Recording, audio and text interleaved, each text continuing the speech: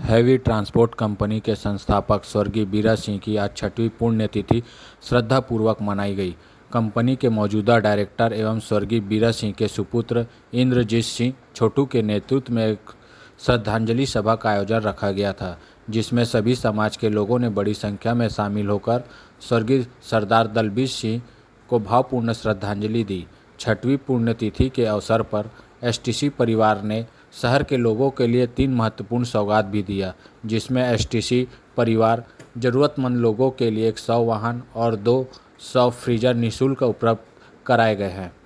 स्वर्गीय बीरा सिंह के सुपुत्र इंद्रजीत सिंह छोटू ने अपने पिताजी की संघर्ष के बारे में भी बताया। आज के इस श्रद्धांजलि सभा कार्यक्रम में उपस्थित हुए सभी समाज के प्रमुख जन, माताएं, बहनें, हमारे पत्रकार बंधु, हॉस्पिटल के डॉक्टर, हॉस्पिटल के स्टाफ और मेरे भाई, जितने भी लोग आए सबका मैं स्वागत करता हूं, अभिनंदन करता हूं आप लोग का। आज हमारे पिताजी स्वर्गीय बीरा सिंह जी की 6वीं पुण्यतिथि मनाने जा रहे हैं हम लोग। उसके लिए आप सब यहाँ बहुत शॉर्ट नोटिस में, बहुत शॉर्ट टाइम में बोलने पे सब इतने लोग इकट्ठा हुए हैं। मैं आप सबका बहुत बहुत शुक्रगुजार हूँ पहले तो। और हर साल हम लोग उनकी पुण्यतिथि में कुछ ना कुछ करते हैं, तो इस साल भी कुछ करने का सोचा हम लोगों ने, क्योंकि हमारे पिताजी के जीवन की शुरुआत बहुत संघर्ष से हुई थी। वो पंजाब से आए थे 2 साल की उम्र में। हमारे दादाजी की नौकरी लगी बीएसपी में। जब बीएसपी प्लांट की फाउंडेशन डल रहा था, तब बीएसपी प्लांट स्टार्ट हो रहा, तब यहाँ आए, तो पूरा परिवार लेके यहाँ आए। तो उस समय बहुत ज़्यादा कोई रोजगार था नहीं, बहुत कम सैलरी थी, बहुत कम पेमेंट थी। 2 साल की उम्र में आए, यहाँ से धीरे धीरे यहीं पे पढ़ाई की, यहाँ से 11th तक पढ़े। वो परिवार धीरे धीरे बड़ा हो गया उनका। 4 भाई 2 बहनें। घर में खाने तक की किल्लत होती थी। जब उन्होंने धीरे धीरे होश संभाला तो बचपन से वो काम करने लग गए। बचपन से, ये छोटी उम्र में उन्होंने काम स्टार्ट कर दिया। और बचपन से उनका जो नेचर था लोगों की मदद करने का था, जो मैं उनके अभी भी यार दोस्त हैं। और जहाँ पहले वो सेक्टर 5 में रहते थे, वहाँ के लोग भी आज भी मुझे मिलते हैं, जो उनके पड़ोसी रहे हैं, उनके साथ उठे बैठे हैं। और हमारे दादाजी, हमारी दादी जी, वो मुझे बचपन से चीज़ें उनकी सुनाते रहते थे कि तेरे पापा ऐसे करते, तेरे पापा ऐसे करते थे। फिर दादाजी ने धीरे धीरे खेत लिया, 4-5 एकड़ खेत लिया गोगा में, जो 5 एकड़ खेत से जानते आप कुछ होता नहीं है। और उस समय के समय में 100-150 रुपये एकड़ में खेत मिल गया। तो पिताजी हमारे शुरू से मल्टीटास्किंग थे, मतलब एक साथ 4-5 काम करना। भले वो पढ़े कम थे, पर व्यवहार में और व्यापार में दोनों में इतने निपुण थे कि उन्होंने खेती का काम साथ में स्टार्ट किया। खेत में पहले आधे खेत में गन्ना लगाते थे, आधे खेत में बरसीन लगाते थे। बरसीन की उन्होंने गाय भैंस पाली, जिससे वही बरसीन को गाय भैंस को खिलाते थे और उसके दूध निकाल के दूध बेचते थे, मही बेचते थे, घी बना के बेचते थे। आधे में गन्ना लगाया, गन्ने के साथ साथ गन्ना रस का ठेला खोला। गन्ने रस का ठेला हमारा सेक्टर 6 मार्केट के सामने लगता था पहले, जो पापा ने स्टार्ट किया था। उसके साथ साथ उन्होंने जनरेटर का काम स्टार्ट कर दिया कि गाड़ियों जो इलेक्ट्रिसिटी सब जगह सप्लाई करते हैं, छोटे ठेलों में जितने गुमटी ठेले होते हैं। आजकल तो नहीं होता ये सिस्टम, पहले था। पहले हमारे यहाँ पर भी था छावनी थाने के सामने, तो मैं खुद वहाँ वसूली करता था सब ठेलों से 1-1 रुपया, 1 रुपये बल्ब से, 2 रुपये ट्यूबलाइट से। तो वो मल्टीटास्किंग चलते थे, एक साथ 4-5 व्यापार करते थे। अपने व्यापार से जुड़ा नया व्यापार खोज लेते थे कि और मुझे क्या करना है। वो रुकने वाले नहीं थे, रात दिन मेहनत करते थे। और बचपन से उनके अंदर ये था कि मुझे लोगों की मदद करना है। जो उनके पास आ जाए, भले उनके पास कुछ रहे न रहे, जो आ गया उसकी मदद करते थे। खाने पीने के बहुत शौकीन थे। आज भी उनके पास जब भी थे, तब तक उनके घर में अगर सुबह कोई चले गया तो बिना चाय परोठा या वो जो भी बन रहा है घर में, वो बिना खिलाए से बेचते नहीं थे। मम्मी हमारी थक जाती थी पराठे बना बना के, जो आ रहा पराठे बना, परोठा बना, परोठा बना। उसी के देखते हुए उन्होंने हमारे गोडाउन में, जब हमने गोडाउन चालू किया, पहले यहाँ ऑफिस था सामने एफजी मार्केट में, यहाँ भी वही सिस्टम था। हमारे यहाँ खाना बनता था, कुक रखे हुए थे, जितने भी लोग आते थे सबको खाना खिला के बेचते थे। वैसे ही हमारा जब ट्रांसपोर्ट नगर शिफ्ट हुआ तो वहाँ थोड़ी जगह बड़ी मिली। बड़ी जगह में भी उन्होंने रोज 200-250 आदमी का खाना उन्होंने स्टार्ट किया था कि अपने यहाँ से कोई भूखा नहीं जाएगा और कोई भूखा स्टाफ हमारे यहाँ काम नहीं करेगा। सबको भरपेट खाना मिलना चाहिए। दोनों टाइम, सुबह जितने लोग रहते हैं उन्हें नाश्ता मिलता है, शाम दोपहर में जितने लोग रहते हैं उन्हें खाना मिलता है। ये उन्होंने इसलिए स्टार्ट किया क्योंकि वो खाने की वैल्यू जानते थे। जब वो खेती में काम करते थे तो कोका में खेत में रहते थे तो 10-10 दिन घर नहीं जाते थे, क्योंकि खेत में फेंसिंग नहीं थी। गाय और जानवरों से खेत को और फसल को संभालना पड़ता था। तो खेत में ही रह के बगल वाले खेत में हमारे एक दिन के यहाँ जाम और आम की बाड़ी थी, उसकी बहुत जाम लगे थे। तो वो जाम और आम ही खा खा के 10 दिन तक वही रहते थे। दादी कभी आ गई, घर से कुछ ले आया बना के तो खा लिया, नहीं तो वो जाम वाम खा के ही 10-10 दिन गुजार देते थे। और वहां से गाय को भगाते थे तो सुपेला ला के गाय को छोड़ते थे। गाय का झुंड अगर सूखा खेत में हमारा आ जाता था तो वहां से दौड़ाते दौड़ाते यहाँ ला के छोड़ते थे रावण भाटा के पास में। और मुझे बताते थे कि बोले गाय लोग को वहां तक भगाना पड़ता है कि दोबारा वापिस ना आए जल्दी से। तो वो अकेले खेत की चौकीदारी करते थे। 5 एकड़ खेत की फसल लगी हुई है, चारों तरफ फेंसिंग भी नहीं था कि फेंसिंग लगाने के पैसे नहीं थे उस समय। फसल लग जाए वो बहुत बड़ी बात रहती थी। तो वो खाने के लिए इतना उनको वो था कि एक टाइम के खाने के लिए वो तरसे, इसलिए उन्होंने दिन रात मेहनत की। फिर ट्रांसपोर्टिंग के काम में आए। जो हमारे पप्पी अंकल हैं उनका खेत बगल में था, उन्होंने ट्रैक्टर ट्रॉली खरीदी एक तो उन्होंने पापा को बोला कि तू भी ट्रॉली खरीद ले, अच्छा काम है। रात दिन उस ट्रॉली के पीछे दौड़ना। अगर लोगों की गाड़ी का 1 ट्रिप लगता था तो हमारी गाड़ी का 2 ट्रिप लगता था, क्योंकि वो गाड़ी के पीछे छोड़ते नहीं थे। सुबह गाड़ी को लगाए, उसके बाद ले जाए, खाली करके आए, फिर वो आप लोग गाड़ी 1 ट्रिप मारे तो इनकी 2 ट्रिप मारते थे। 2 ट्रिप मारने के बाद फिर गाड़ी अगर ब्रेकडाउन हुई तो हम रात भर गाड़ी बनाते थे। अगर रात में गाड़ी बननी चाहिए और सुबह फिर लगनी चाहिए, वो उनका एक एम था, एक लक्ष्य था कि गाड़ी मेरी खड़ी नहीं होगी। लोगों गाड़ी अगर महीने में 30 ट्रिप मारे तो उनकी 60 मार दी थी, इतनी मेहनत करते थे गाड़ी के पीछे। फिर वही उन्होंने हमें सिखाया। जब मैं और लल्लू भाई ने ज्वाइन की कंपनी, एक साथ ही गई आगे पीछे, 1 आध साल उन्होंने पहले की, 1 साल मैंने बात की। तो हम लोगों ने भी यही संघर्ष किया उनके साथ। पहले तो मुझे बचपन से उन्होंने खेती भी करवाई, गाय भैंस का काम भी करवाया, गन्ना रस भी बेचवाया, जनरेटर भी चलवाया, जो जो काम वो किए सब मेरे से भी करवाया कि तू भी कर, क्योंकि मैं भी ज़्यादा पढ़ा नहीं, उन्हीं के पीछे पीछे लग गया काम में। तो बचपन से मुझे भी काम में डाला कि तुम सीख, यही अपना जीवन यही है, मेहनत करेंगे तभी कुछ मिलेगा, बिना मेहनत किए कुछ नहीं मिलेगा। तो उन्होंने शुरू से हमें यही सिखाया कि सच्चे दिल से मेहनत करो। हम लोग भी ऐसी गाड़ियों के पीछे दौड़ना सुबह से लेकर रात तक। अगर रात में गाड़ी खराब है तो उसको बना के ही हम लोग घर जाते थे, नहीं तो घर नहीं जाते थे, भले सुबह हो जाए। हमारे मैकेनिक भी ऐसी थे, हमारे भाई जितने हमारे साथी थे सब ऐसे थे जो रात दिन हम लोग के साथ जुड़े रहते थे। तब जाके आज हैवी ट्रांसपोर्ट यहाँ तक पहुँचा है कि हम आज हिंदुस्तान के 5-6 राज्यों में काम कर रहे हैं।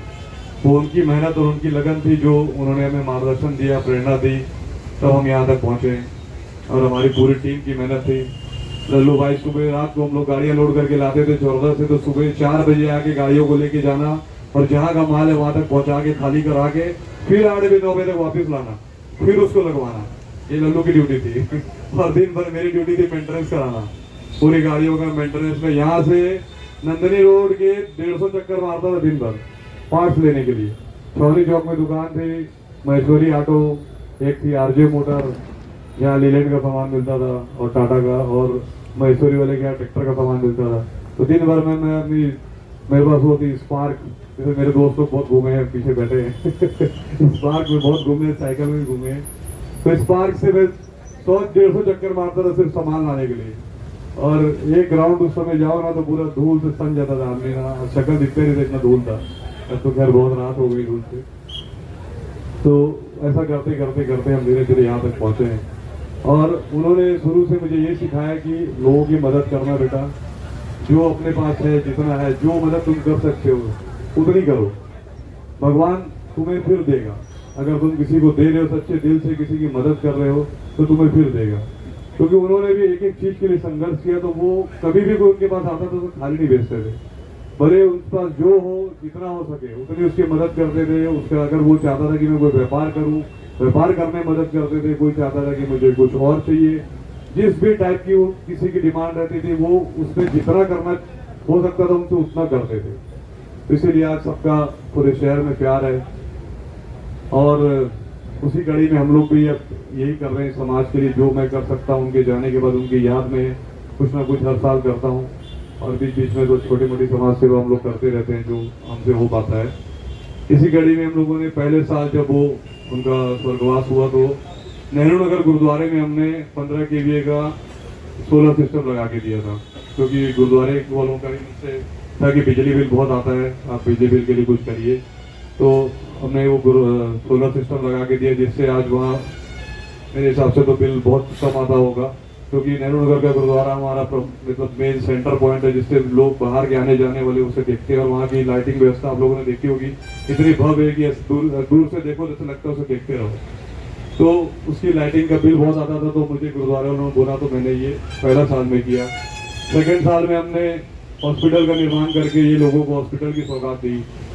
तीसरे साल में मैंने डायलिसिस की मशीन लगाई वहाँ पर, और डायलिसिस की मशीन लोगों को फ्री इलाज किया। डायलिसिस में जितना भी डायलिसिस होगा उसके लिए हमारे यहाँ कोई चार्ज नहीं होता, क्योंकि उनकी जो देहांत हुआ था वो किडनी की प्रॉब्लम के कारण हुआ था, तो वो डायलिसिस कराने जाते थे। एक डॉक्टर थी वहाँ पर माइल स्टोन के पास में एक हॉस्पिटल था, डॉक्टर सुमन राव, तो उनके यहाँ जाते थे। सुबह वो स्कूटी से निकल जाते थे डायलिसिस कराने के लिए। घर में उनको बोलते रहते थे कार आ रही, रुकिए कार आ रही है, तो बोले नहीं मैं जा रहा हूँ स्कूटी से डायलिसिस करा के। जब तक कार आती थी वो ऑफिस पहुंच जाते थे डायलिसिस करा के, तो वो रुकते नहीं थे भले कुछ भी हो जाए। तो इसीलिए डायलिसिस की मशीन तीसरे साल में दी हमने। चौथे साल में क्या किया था? चौथे साल में कुछ किया हमने। चौथे साल में क्या किया था अंकल? लल्लू अंकल कहाँ है? हाँ सॉरी, तुम्हें तो चौथे साइकिल में हम लोगों ने यहीं पर करीब 10 लोगों को, 10 या 15 लोगों को हमने इलेक्ट्रॉनिक ट्राईसाइकिल दी थी। जो अपने दिव्यांग लोग हैं उनको मदद करने के लिए हम लोगों ने 10 या 15 लोगों को ट्राईसाइकिल दिया था, इलेक्ट्रॉनिक ट्राईसाइकिल।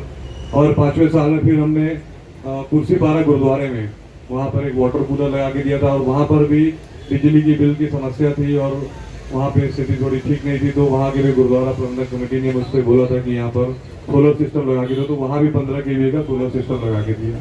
और इस बार 6वीं पुण्यतिथि उनकी, तो 6वीं पुण्यतिथि में हमने 100 वाहन और 2 बॉडी फ्रीजर सर्व समाज को दे रहे हैं। इसीलिए आज सर्व समाज के लोग यहाँ पे एकत्रित हुए हैं, सर्व समाज के प्रतिनिधि आज एकत्रित हुए हैं कि ये सुविधा सब तक पहुँचे। जो हमारे हर समाज में ये मैसेज जाना चाहिए कि आपको निगम के भरोसे या किसी और संस्था के भरोसे ना रहना पड़े। आपको आपके बीच के किसी को भी कभी जरूरत पड़ती है तो वो कभी भी फोन करे, हेल्पलाइन नंबर दिए गए हैं, उनमें आपको तुरंत ये सुविधा मिलेगी और तुरंत कोई भी इसमें शुल्क नहीं रहेगा, निःशुल्क आप तक हर आदमी, जो आखिरी पंक्ति का आदमी, उस तक ये सुविधा पहुँचाएंगे। और आगे फिर आप लोग के मार्गदर्शन से और हमें जैसा आप लोग मार्गदर्शन देंगे फिर और कुछ ना कुछ करेंगे समाज के लिए। और एक हमने कमेटी अभी गठन किया है, सर्व समाज कल्याण समिति। इसीलिए सर्व समाज के लोगों को बुलाया गया है और सबको आमंत्रण दिया गया था। और कुछ तो मेरे ऐसे हैं जो परिवार जैसे हैं, जिनसे मैं रोज ही मिलता हूँ। बहुत सारे ऐसे लोग हैं जो समाज के हमारे से रोज मुलाकात होती है और मेरा परिवार जैसे ही है। कोई मुझसे अलग नहीं है कि कोई बाहर के लोग आए हैं, आज सब मेरे परिवार के लोग आए। उसमें हम लोगों ने बच्चों की शिक्षा के लिए, जो बच्चे मेधावी छात्र हैं, जो अच्छे पढ़ रहे हैं, जैसे हम एक यूथ शिक्षा सेवा समिति चला रहे हैं, तो यूथ शिक्षा सेवा समिति में भी हम बच्चों के पढ़ाई, स्पोर्ट्स, लड़कियों की शादी और नशा मुक्ति और एक दो चीज़ें और करते हैं, जैसे संस्कार, किसी का अंतिम संस्कार उसका पूरा करके देते हैं। तो वो सिर्फ हम अभी तक सिख समाज के लिए कर रहे थे। सिख समाज की एक संस्था बनाई गई थी, यूथ शिक्षा सेवा समिति। उसमें समाज के हमारे 1,500 से 2,000 लोग हमारे ग्रुप में जुड़े हुए हैं, जो हर महीने मदद करते हैं। 100 रुपए की, 200 रुपए की, कोई 500 की, कोई 1000 की, कोई 5000 की, कोई 1 लाख की भी करता है। जिसकी जो श्रद्धा रहती है उसकी लोग मदद करते हैं। उससे हम सब मिलकर, हमारी पूरी एसोसिएशन, पूरी संस्था हमारी मिलके ऐसे कुछ कार्य करती है, जिसमें बच्चों की पढ़ाई है। इसमें हम लोग अभी तक 150 बच्चों के स्कूल की फीस दे चुके हैं, 1-1 साल की फीस देकर उन्हें पढ़ा रहे हैं। और 100 लड़कियों की शादियाँ करीब हम लोग करा चुके हैं, जिसमें हमारी भिलाई ट्रक टेलर एसोसिएशन भी है और हमारी यूथ शिक्षा सेवा समिति भी है। जो ऐसे परिवार रहते हैं जो अपने बच्चों की शादी नहीं करा पा रहे हैं, बहुत आर्थिक रूप से कमजोर हैं, जो हमसे मदद मांगते हैं, इन सब के फॉर्म हमने हर गुरुद्वारों में रखे हैं। हर गुरुद्वारे से फॉर्म भर के वो गुरुद्वारा कमेटी में सबमिट करते हैं। वहाँ से गुरुद्वारा कमेटी से हमारे पास वो फॉर्म आते हैं। हमारी एक टीम जाती है उनके यहाँ जाँच करने की वो इसके पात्र हैं कि नहीं, उन्होंने अपनी सही जानकारी दी है कि नहीं, उन्हें सच में जरूरत है कि नहीं। जब ये चीज़ क्लियर होती है तो फिर हमारे तरफ समिति की तरफ उनकी मदद की जाती है। वैसे ही हम भिलाई ट्रक टेलर ट्रांसपोर्ट में करते हैं एसोसिएशन में। हमारी जो भी हमसे जुड़े driver, helper, supervisor, lifter, mechanic, जो भी हमसे जुड़ा हुआ है, सबकी बेटियों में 25 शादी में 25,000 रुपये का योगदान हमारी एसोसिएशन करती है। तो इसी कड़ी में हम लोग अब ये काम करने जा रहे हैं सर्व समाज कल्याण समिति, जिसमें हर समाज के लिए किया जाएगा।